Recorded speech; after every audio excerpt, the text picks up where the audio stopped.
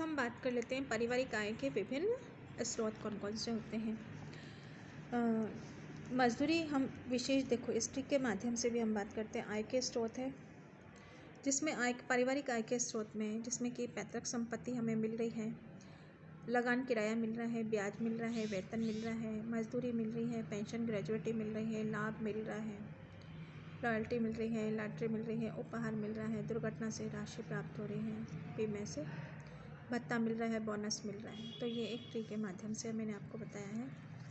अब इसको हम थोड़ा रीडिंग कर लेते हैं। मजदूरी जीवन यापन हेतु शारीरिक श्रम करने वाले बदले में व्यक्ति को प्राप्त होने वाली मजदूरी कहलाती है। मजदूरी ज़्यादातर मुद्रा के रूप में, कभी कभी तो वस्तु और सेवाओं के रूप में भी दी जाती है, जैसे काम के बदले में अनाज आदि। मजदूरी की दर श्रम और देश की आर्थिक परिस्थितियों पर निर्भर करती है। मजदूरी की अवधि प्रतिदिन, प्रति सप्ताह, अर्धवार्षिक और मासिक हो सकती है। अब वेतन की बात कर लेते हैं। कई कार्यों को पूरा करने के लिए शारीरिक श्रम के साथ मानसिक श्रम भी करना पड़ता है। उसके प्रतिफल के रूप में होने वाली आय को वेतन कहते हैं। यह व्यक्ति की कुशलता, शिक्षा, कार्य की प्रवृत्ति, अनुभव, परिश्रम और पद के अनुसार मिलता है। मानसिक कुशलता का होना अधिक वेतन पाने के लिए आवश्यक है। वेतन अधिकतर मासिक तौर पर ही दिया जाता है। वेतन वृद्धि वार्षिक होती है। वेतन में महंगाई भत्ता, मकान किराया, यात्रा भत्ता, वाहन सुविधाएं आदि शामिल होती है। वह ब्याज में कई बार अपनी जमा संपत्ति को किसी बैंक या पोस्ट ऑफिस में, उद्योग में विनियोग करते हैं। इसके बदले में अपने मूलधन के अतिरिक्त जो कुछ भी प्रतिदिन के रूप में मिलता है उसे ब्याज कहते हैं। ब्याज के रूप में धनराशि सामान्यतः वेतन एवं मजदूरी के रूप में प्राप्त होती है। ब्याज एक ऐसी आय होती है जिसे हमेशा बदलती रहती है। यह धनराशि वेतन से अधिक हो सकती है। ब्याज की दर ऋण की प्रवृत्ति पर निर्भर करती है, समय समय पर घटती और बढ़ती रहती है। अब है लगान और किराया। धनार्जन के कार्य के लिए भूमि की सेवाएं प्रदान करने के लिए फलस्वरूप आय प्राप्त होती है, उसे लगान कहा जाता है। यदि भूमि किसी दूसरे को उपयोग के लिए दी जाती है तो भूमि के उपयोग करने वाले प्रतिफल के रूप में लगान वसूल किया जाता है। इसी प्रकार जब कोई व्यक्ति अपना मकान अन्य व्यक्ति के लिए रहने के लिए देता है तो व्यक्ति को रहने के बदले मकान मालिक को एक निश्चित धनराशि देनी होती है, जो किराया कहलाता है। लगान व किराया लाभ के साधन है। लाभ: कई व्यक्ति पूंजी का विनियोग कर उद्योगों का व्यापार में किसी वस्तु का उत्पादन कर उसे बेचता है। उत्पादन के साधनों की लागत विवरण करने के बाद जो पैसा व्यापारी के पास बचता है वह लाभ कहलाता है। लाभ उद्योग की प्रवृत्ति, साहस, प्रबंधन, कुशलता पर निर्भर करता है। लाभ कम या ज़्यादा हो सकता है। पेंशन एवं ग्रेजुएटी: एक निश्चित उम्र के पश्चात व्यक्ति को से सेवानिवृत्ति हो जाती है। सेवानिवृत्ति के बाद मिलने वाली निरंतर मासिक आय का पेंशन कहते हैं। पेंशन की राशि सेवानिवृत्ति के समय मिलने वाली वेतन पर निर्भर करती है। वेतन का 50% पेंशन के रूप में प्रति माह सेवानिवृत्ति व्यक्ति को मिलता रहता है। इसी प्रकार सेवानिवृत्ति के समय कर्मचारी को एक निश्चित राशि संस्थान जहां पर वह कार्य कर रहा है प्रदान की जाती है, जिसे ग्रेजुएटी कहते हैं। एक मुश्त राशि दी जाती है। पेंशन के समान नियमित रूप से लगातार नहीं दी जाती है। वृद्धावस्था में पेंशन, ग्रेजुएटी आय के उत्तम साधन होते हैं। बोनस है: कई व्यवसायी संस्थाएं उद्योगों को कार्यरत कर्मचारियों को एक वर्ष में एक बार वेतन के अतिरिक्त कुछ अंश कंपनी अपने लाभ के लिए देती है, जिसे बोनस कहा जाता है। यह व्यक्ति की अतिरिक्त आय होती है जो संस्था का लाभ पर निर्भर करती है। विशेषकर त्योहारों पर दी जाती है, जैसे दिवाली पर कर्मचारियों पर एक मास का अतिरिक्त बोनस दिया जाता है। भत्ता: वेतन के अलावा कर्मचारियों को कई प्रकार के भत्ते भी दिए जाते हैं, जैसे महंगाई भत्ता, यात्रा भत्ता, बीमारी व दुर्घटना से प्राप्त राशि।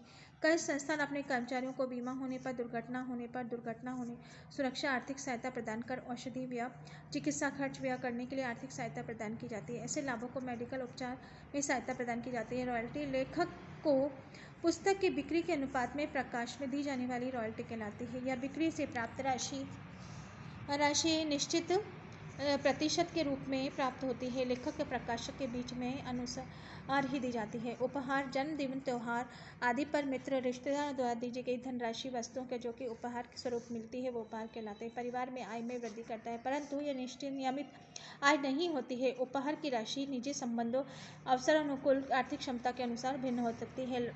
लॉटरी: इससे प्राप्त धनराशि वस्तुओं की पारिवारिक आय का साधन है। लॉटरी टिकट बेचने के हजारों लोगों के कमीशन के रूप में आय प्राप्त होती है। पुरस्कार के रूप में टिकट खरीदने वाले के लिए आय प्राप्त हो सकती है। पैतृक संपत्ति किसी व्यक्ति की मृत्यु के पश्चात उसके उत्तराधिकारी को उसकी संपत्ति प्राप्त होती है और उसकी आय का स्रोत है। पारिवारिक आय में वृद्धि के साधन। इसके बाद है मानव की आवश्यकता असीमित होती है, इसके सीमित आय के द्वारा पूरा नहीं किया जा सकता। प्रत्येक व्यक्ति अपने परिवार के सदस्यों की विभिन्न आवश्यकताओं की पूर्ति करने हेतु आर्थिक प्रयास करता है। व्यक्ति अपने अतिरिक्त समय में अपने परिवार और सदस्यों के सहयोग से परिवार की आय में वृद्धि कर सकता है। आजकल महिलाएं घरेलू कार्य तक सीमित न रहकर पुरुष के कंधे कंधा मिलाकर आर्थिक सहयोग कर रही है, जिससे परिवार की आर्थिक स्थिति सुदृढ़ होने में, रहन सहन ऊंचा उठाने में भागीदारी बन रही है। परिवार के जीवन स्तर को ऊंचा उठाना। परिवार के जीवन स्तर में आय के वृद्धि के साधन देखिए बच्चों। आय के वृद्धि के साधन क्या है? आय में वृद्धि करके उपलब्ध आय में विवेकपूर्ण उपयोग करके, महिलाओं द्वारा आर्थिक योगदान द्वारा, समय का उचित प्रयोग करके, धन का उचित विनियोग करके, धन का मितव्ययता करके, धन की व्यवस्था करके। परिवार की आय में वृद्धि करके, उपलब्ध आय का विवेकपूर्ण प्रयोग करके।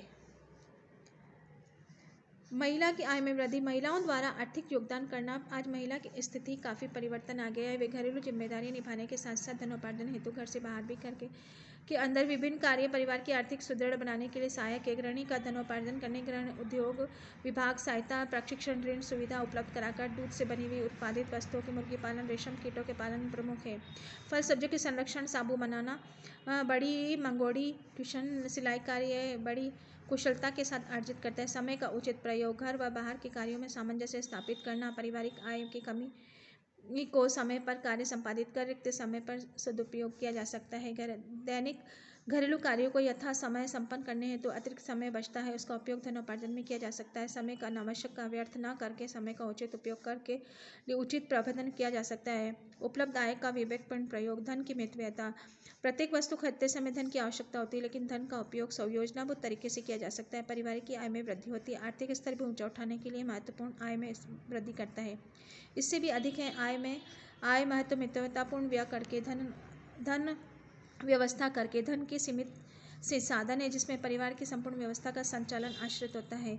सीमित आय से अधिकाधिक आवश्यकताओं की पूर्ति करने में विविधता रहती है। बिना सोचे विचारे व्यय करने की अपेक्षा योजनाबद्ध व्यय करने से अधिक समृद्धि और संतुष्टि प्राप्त होती है। धन का उचित विनियोग। प्रत्येक व्यक्ति को अपने भविष्य सुरक्षित रखने के लिए आय का कुछ हिस्सा बचाकर रखना चाहिए। इस तरह से निवेश करना चाहिए ताकि मूलधन की सुरक्षा के साथ साथ धन राशि पर ब्याज व लाभांश की भी प्राप्ति होती रहे। भविष्य के लिए कई बचत की उचित ढंग से बैंक, पोस्ट ऑफिस आदि का रखरखाव लाभ उठाना चाहिए। तो ये आपकी मैंने पारिवारिक संबंधी पारिवारिक आय वृद्धि के साधन हमने पढ़े हैं। पारिवारिक आय में वृद्धि करना है तो आप लोग भी इसका सदुपयोग करिए और अपने परिवार की आय में वृद्धि करिए। ठीक है।